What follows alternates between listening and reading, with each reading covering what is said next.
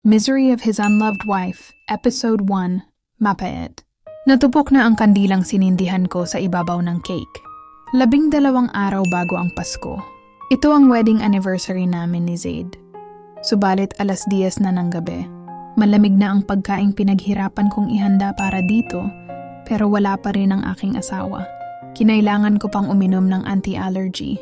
Pagkatapos dahil iniluto ko ang mga paborito nitong pagkain, seafoods, which I am allergic to. Pero mukhang bigo na naman ako. 3 taon na akong kasal sa asawa kong si Zaid Larzon de la Merced, ang CEO ng Delamers Group of Company.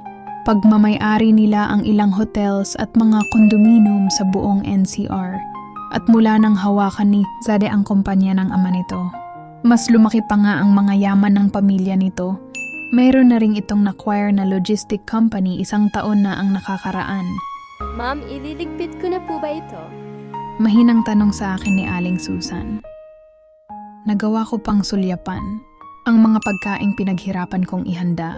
Another wasted efforts pero hindi pa rin ako nagsasawa. Isang mabagal na tango lang ang ginawa ko bilang tugon dito. At mapait kong tinitigan ang cake na pinaghirapan kong gawin para kay Zaid. Hindi ko na tiningnan si Aling Susan dahil alam kong kinaawaan lang naman niya ako.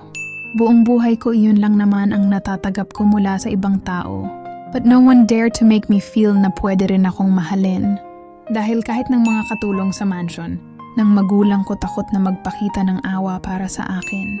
Dahil ikagagalit yun ni Atasha. And my parents didn't care about that. Dahil si Atasha ang priority ng lahat. Ako, I was nothing. Dapat wala lang ako. Hindi ako dapat maging mas mataas kay Atasha. Buti pa nga ang hangin. Hindi mo naman nakikita pero nararamdaman mo pa rin. Noon kahit iyon kinaiinggitan ko.